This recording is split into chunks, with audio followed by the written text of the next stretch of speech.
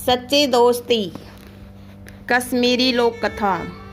एक बार की बात है कि एक राजा और उसका वजीर दोनों बहुत मुश्किल में थे, क्योंकि दोनों के कोई बेटा नहीं था। दोनों की यह एक सी मुश्किल उन दोनों को एक दूसरे के और करीब ले आई थी। वे एक दूसरे के साथ ही खुश रहते थे। दोनों अलग अलग तो बस कभी कभार ही दिखाई पड़ते। जहाँ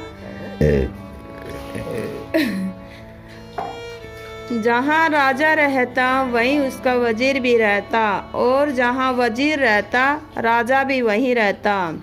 एक सुबह वे दोनों जंगल में शिकार करने गए। वहाँ उनको एक साधु मिल गया जो आग को सामने अकड़ू बैठा हुआ था।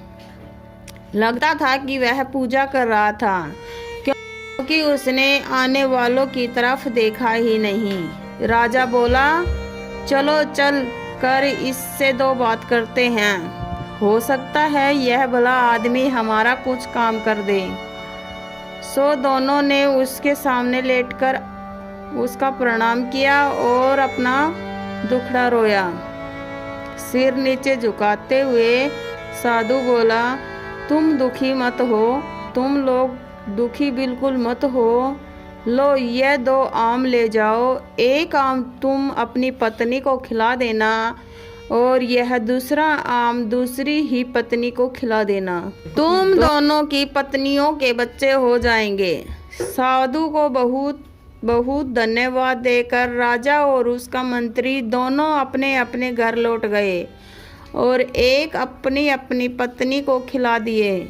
ठीक समय पर दोनों ने एक एक लड़के को जन्म दिया। जब ये दोनों लड़के पैदा हुए तो राजा के घर में और वजीर के घर में ही नहीं बल्कि सारे राज्य में खुशहाली मनाई गई। ब्राह्मणों को बिना नाप तोल के बहुत सारी भेंट दी गई। गरीब लोग को खाना खिलाया गया। सारे कैदी छोड़ दिए गए। देश में ऐसा समय पहले कभी किसी ने नहीं देखा था। देश में ऐसा समय पहले कभी किसी ने नहीं देखा था। जैसा कि सोचा जा सकता है, दोनों घरों में दोनों बच्चों की खास देखभाल की गई। जब वे बहुत छोटे थे तो उनकी देखभाल के लिए कई दवाइयाँ रखी गई थी, और जब वे कुछ बड़े हो गए तब उनको कई टीचर पढ़ाने के लिए रखे गए। उनको सब तरह की शिक्षा दिलवाने के लिए किसी पैसे या कोशिशों में किसी तरह की कोई कमी नहीं बरसी गई। इससे वे दोनों शिक्षा और कला दोनों में बहुत अच्छे निकले। अपने पिताओं की तरह वे भी आपस में एक दूसरे से बहुत प्यार करते थे और दोनों अक्सर साथ साथ रहते थे। एक दिन वे दोनों शिकार करने के लिए एक साथ जंगल में गए। वहाँ वे दोनों घंटों तक शिकार की खोज में घूमते रहे। काफ़ी देर बाद राजकुमार बहुत थक गया और उसे प्यास भी लग आई। वे अपने घोड़े से उतर गए और उन्होंने अपने अपने घोड़ों एक पेड़ से बांध दिए। राजकुमार वहीं घोड़ों के पास बैठ गया और वजीर का बेटा पानी की खोज में चल दिया।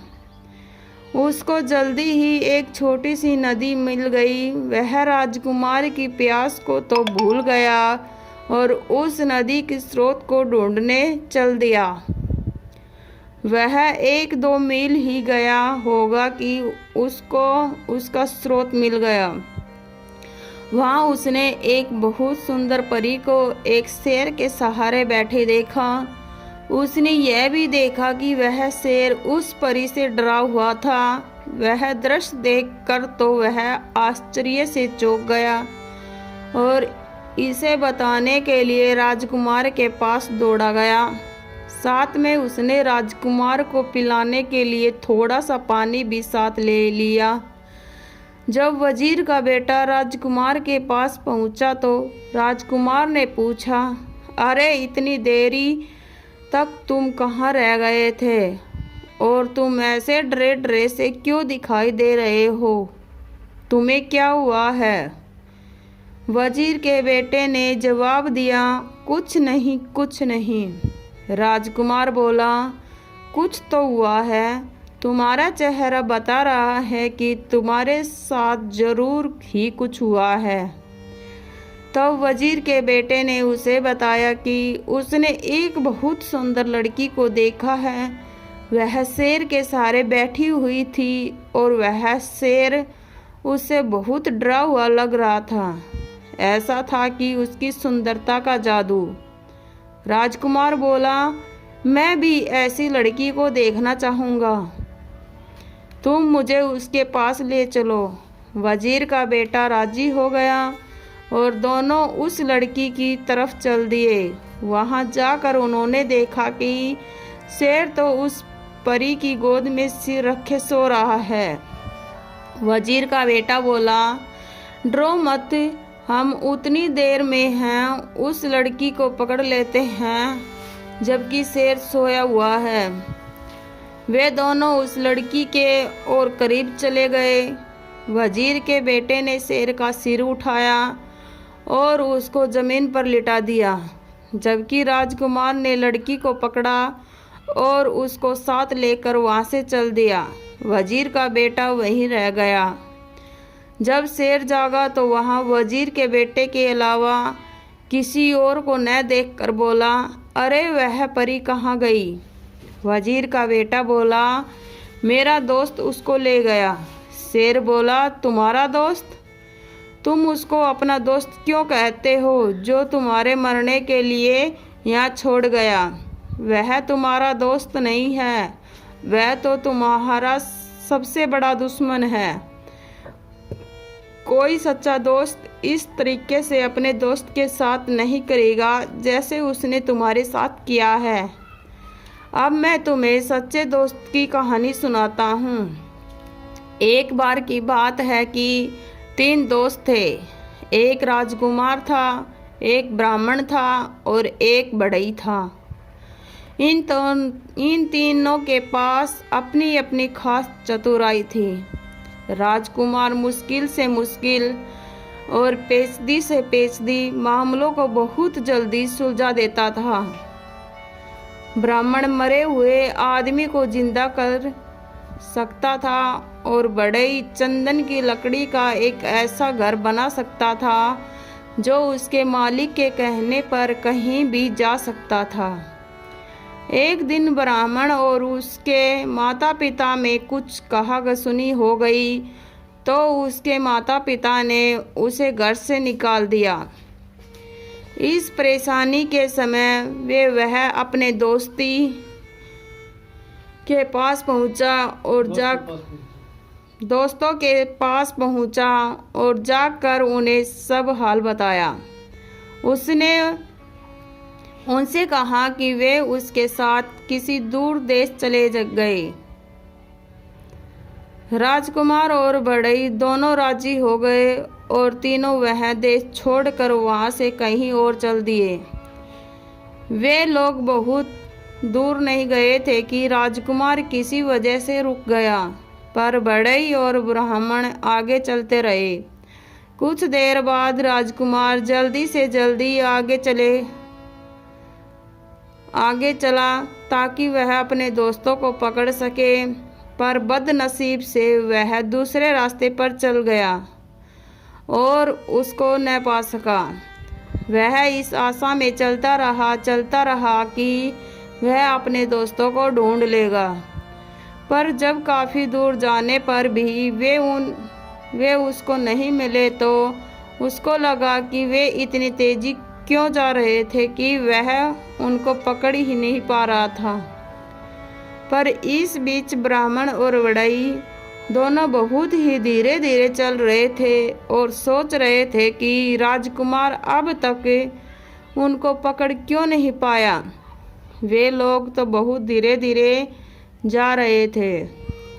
आखिर यह सोचकर उन्होंने उसके आने की आशा छोड़ दी कि शायद उसको घर की याद आ रही होगी तो वह घर वापस चला गया होगा।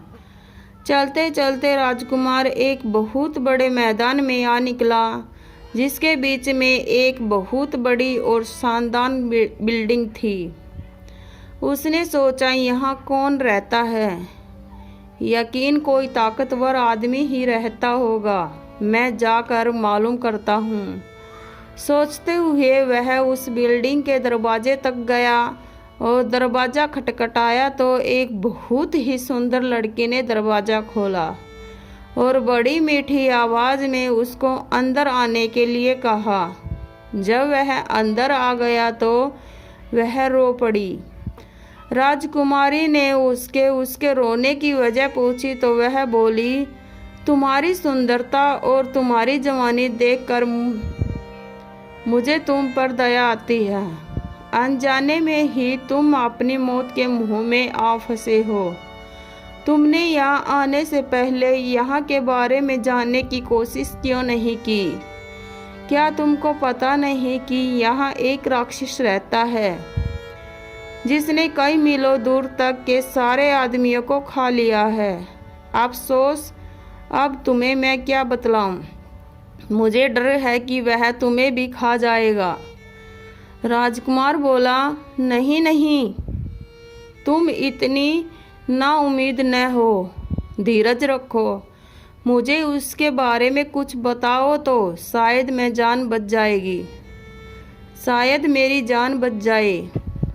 वह लड़की सिसकते हुए बोली, पर मुझे पता नहीं कि मैं तुम्हारी सुरक्षा के लिए क्या करूं।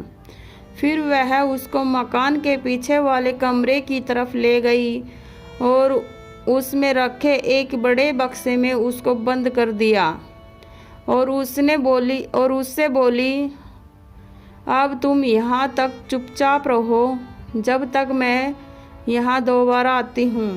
भगवान तुम्हारी रक्षा करें। शाम को राक्षस लौटा तो उसकी तेज सूंघने की ताकत ने उसे बता दिया कि वहीं कहीं कोई आदमी मौजूद था। उसने लड़की से पूछा कि क्या तुम्हारे अलावा यहाँ कोई और भी आदमी है? कौन है? वह कहाँ है? वह जल्दी बताओ, मुझे बहुत ज़ोर से भूख लगी है। लड़की बोली, लगता है आज तुम्हारी तबीयत ठीक नहीं है। यहाँ कोई आदमी नहीं आया। तुम क्या समझते हो कि यहाँ आने की कोई हिम्मत करेगा जो सारी दुनिया के लिए भयानक है? यह सुनकर राक्षस चुप हो गया। स्त्री ने देखा कि उसके शब्दों का असर उस पर हो गया तो उसकी हिम्मत और बढ़ गई। उसको उससे मजाक सूझा तो उसने उससे उसकी ज़िंदगी के बारे में कुछ और जानना चाहा। वह बोली, तुम मुझे रोज़ इस घर में अकेला छोड़ जाते हो और जब तुम चले जाते हो तो मुझे यही पता नहीं होता कि तुम कब वापस लौटोगे। कभी कभी मुझे लगता है कि शायद तुम कभी वापस नहीं लौटोगे और कभी मैं सोचती हूँ कि मैं किधर जाऊँगी, क्या करूँगी। तुम्हारी वजह से लोग मुझसे नफ़रत करते हैं तो मुझे लगता है कि किसी दिन वे मुझे मार देंगे। तुम ही मुझे बताओ कि क्या मुझे डरने की कोई ज़रूरत नहीं है? राक्षस बोला, प्रिय रो मत, तुम्हें डरने की कोई ज़रूरत नहीं है क्योंकि मैं कभी नहीं मरूंगा। फिर उस बिल्डिंग के एक बहुत बड़े खंबे की तरफ इशारा करते हुए वह बोला, जब तक यह खंबा न टूट जाए मैं नहीं मर सकता। पर यहाँ कौन है जो यह बात जाने? अगली सुबह जैसे ही राक्षस बाहर गया, वह लड़की गई और उसने राजकुमार को आज़ाद कर दिया और उसको रात वाली सारी बातें बता दी। राजकुमार यह सब सुनकर बहुत खुश हुआ। वह बोला, बस यही समय है, मैं इस खंबे को तोड़ देता हूँ और उस राक्षस को मार देता हूँ। ऐसा कहकर उसने खंबे को मार मार कर तोड़ दिया जब तक कि उसके सैकड़ों टुकड़े न हो गए। ऐसा लग रहा था कि राजकुमार की हर चोट सीधी राक्षस पर पड़ रही थी, क्योंकि जैसे ही वह खंबे को मारता था राक्षस बहुत जोर से चिल्लाता था। जब खंबा टूटकर गिर गया तो राक्षस भी मर गया। अब राजकुमार उस सुंदर लड़की के साथ उस घर में रहने लगा। आसपास के लोग उसका राक्षस को मारने के लिए धन्यवाद करने के लिए आए। उसके बाद उस देश में शांति और खुशहाली छा गई। आसपास की ज़मीन में फिर से खेती होने लगी, गांव बसने लगे, वातावरण में लोगों की हंसी और संगीत गूंजने लगा। पर सच्ची खुशी हमेशा के लिए तो नहीं रहती। एक दिन वह लड़की अपने घर की एक खिड़की के सामने अपने बाल संवार रही थी। बाल संवार कर कंघी उसने खिड़की की दीवार पर रख दी। एक कौवा वहां आया और उस कंघी को लेकर उड़ गया। वह उसको बहुत दूर समुद्र के पास लेकर उड़ गया और वहां जाकर उसको पानी में गिरा दिया। वहाँ उसको एक बड़ी सी मछली ने निगल लिया और इस मछली को इत्तेफाक से एक मछियारे ने पकड़ लिया। उसने देखा कि मछली बहुत बढ़िया थी, सो उसे वह राजा के महल में राजा के खाने के लिए दे आया। जब रसोइया मछली साफ कर रहा था तो उसको उसके पेट में एक कंघी मिली। उसको यह बड़ा अजीब सा लगा, सो वह उसको राजा के पास ले गया। राजा ने जब वह कंघी देखी तो उसने उसके मालिक से मिलने की इच्छा प्रकट की। उसने चारों तरफ अपने आदमी भेजे कि वह उस कंघी वाले का पता लगा कर लाए और उसको बहुत बड़ा इनाम देने का वादा किया जो उसे उसके पास लाएगा। कुछ समय बाद एक स्त्री मिली जिसने कहा कि वह उस कंघी को पहचानती है और उसने यह वादा भी किया है कि वह उस कंघी की मालकिन से राजा को मिलवा देगी। वह राजकुमार की पत्नी से मिली और बहुत जल्दी ही उनके परिवार में घुल मिल गई। इतना ही नहीं बल्कि उसको घर में रहने के लिए भी बुला लिया गया, जो उसने तुरंत ही स्वीकार कर लिया। उसने देखा कि जब तक राजकुमार जिंदा है तब तक वह अपने उद्देश्य में सफल नहीं हो सकती, तो उसने राजकुमार को जहर दे दिया और हकीम को रिश्वत देकर उसकी पत्नी से यह कहलवा दिया कि वह अपनी मौत ही मरा है। उस राजकुमार की पत्नी तो राजकुमार की मौत पर बहुत दुखी हुई और बहुत रोई। उसके इतना दुखी होने पर तो लोगों को लगा कि वह तो मर गई होगी। लोगों को लगा कि वह तो मर ही जाएगी, पर उसने उसकी लाश को नहीं छोड़ा। उसने उसको एक मजबूत बक्से में बंद कर अपने प्राइवेट कमरे में रख लिया। उसने अपने पति से उसके 2 दोस्तों के बारे में अक्सर सुना था कि वे क्या कर सकते थे। उसको यह आशा थी कि एक दिन वह उनसे ज़रूर मिलेंगे और अपने पति को जिंदा करवा लेंगी। जैसे ही उस स्त्री को मौका लगा, उसने उस लड़की को उसका एक छोड़ने के लिए और अपने साथ रहने के लिए कहा कि वहाँ तो वह काफ़ी परेशान थी। कुछ दिन वह वहाँ से कहीं दूर रह लेगी तो उसको थोड़ी शांति मिल जाएगी। लड़की राजी हो गई और उसके साथ चली गई। अपने घर आते आते उस स्त्री ने राजा को खबर की कि वह अपने उद्देश्य में सफल हो गई। अपने घर आते ही उस स्त्री ने राजा को खबर की कि वह अपने उद्देश्य में सफल हो गई। राजा वहां आया और उस लड़की को ज़बरदस्ती अपने महल ले गया और उससे प्रार्थना की कि वह उसके साथ उसकी रानी बनकर रहे। लड़की बोली कि वह उससे शादी तो कर लेगी, पर उसको 6 महीने तक का समय दिया जाए, क्योंकि उसके पंडित ने उसे ऐसा करने के लिए कहा था। राजा यह सुनकर बहुत खुश हुआ और उस दिन का इंतज़ार करने लगा। जब वह दिन आया जब लड़की उस लड़की से शादी कर पाएगा, उसके लिए उसने एक छोटा सा महल सड़क के किनारे बनवा दिया। वह उसी में अकेली रहती थी। इस बीच एक लड़की भगवान से यह मनाती रही थी कि उसके पति के दोनों दोस्त कहीं से उसे मिल जाए तो वह इस राजा से शादी करने से बच जाए। वह हर जगह पूछताछ करती रही। वह हमेशा अपनी खिड़की पर ही बैठी रहती और इस आशा में बाहर की तरफ देखती रहती कि शायद वे दोनों वहाँ से कभी गुजरे। एक दिन उसने 2 आदमी अपने घर की तरफ आते देखे तो उसने उनसे पूछा, आप कौन हो और कहाँ से आए हो? वे बोले, हम लोग यात्री हैं और काफ़ी यात्री करने के बाद यहाँ तक पहुँचे हैं। हमारे साथ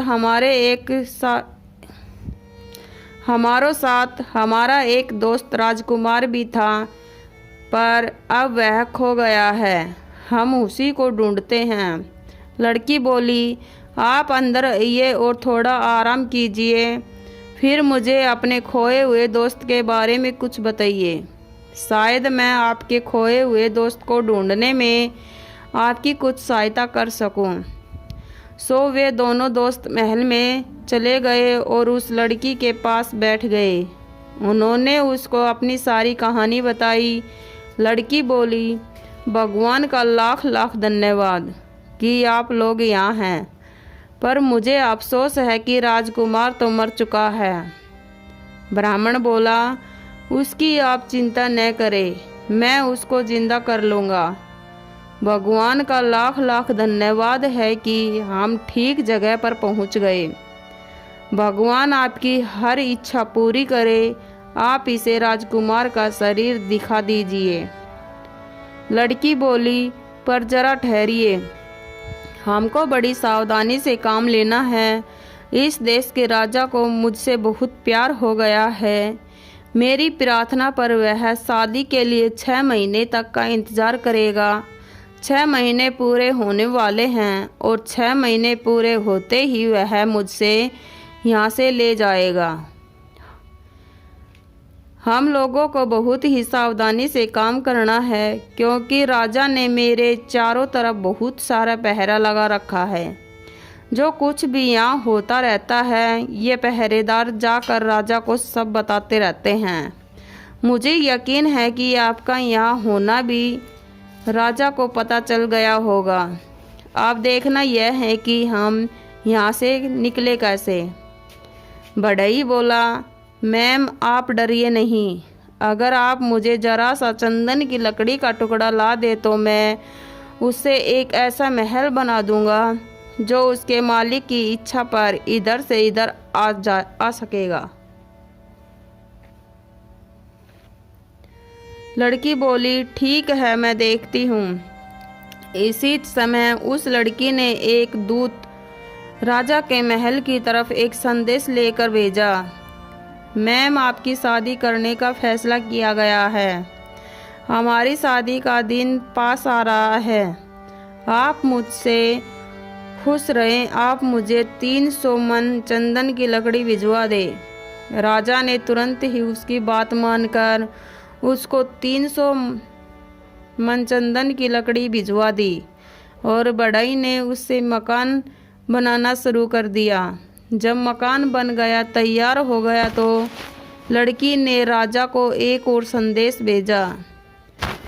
ओ भले शानदार राजा, हमारी शादी का दिन अब पास आ रहा है, तो आप मेरी भाभी और ननंद को यह तुरंत आने की इजाज़त दे। मैं अपनी शादी के बारे में उनसे कुछ सलाह लेना चाहती हूँ। राजा ने उसकी यह प्रार्थना भी मान ली। जैसे ही वे दोनों स्त्रियां उस लकड़ी के पास चंदन के मकान में पहुंची, वैसे ही बढ़ई ने उस मकान को राक्षस के मकान के पास जाने के लिए कहा। वहां उनको राजकुमार मिल गया और वे लोग राजा से दूर आराम से रहते। बढ़ई के कहते ही चंदन का मकान उड़ गया और वह इतनी बेआवाज उड़ा कि किसी को पता ही नहीं चला कि क्या हो रहा है। यह सब तो बस उसकी बनावट की ही तारीफ करने में लगी थी कि अचानक उन्होंने अपने आप को मरे हुए राक्षस के महल के पास पाया। लड़की ब्राह्मण को राजकुमार की लाश के पास ले गई। ब्राह्मण ने बस उसे अपना हाथ छुड़वाया कि वह जिंदा हो गया। सब लोगों में खुशी की लहर दौड़ गई। राजकुमार की शादी लड़की से करा दी गई। बाद में पता चला कि वह तो उस समय के एक बहुत बड़े ताकतवर राजा की बेटी थी। राजकुमार के दोनों दोस्तों बढ़ई और ब्राह्मण की शादी राजकुमारी की ननंद और भाभी से करा दी गई। सब लोग राक्षस के मकान में बहुत दिनों तक खुशी खुशी रहे।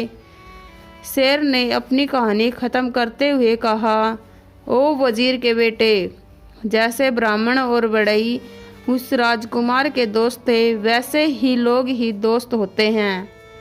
राजकुमार की तो तुम बात मत करो, जो खुद तो परी को लेकर उड़ गया और तुमको यहाँ मरने के लिए छोड़ गया।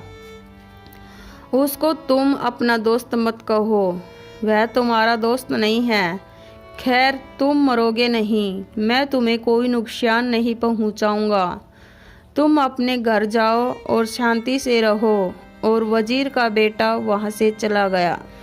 धन्यवाद।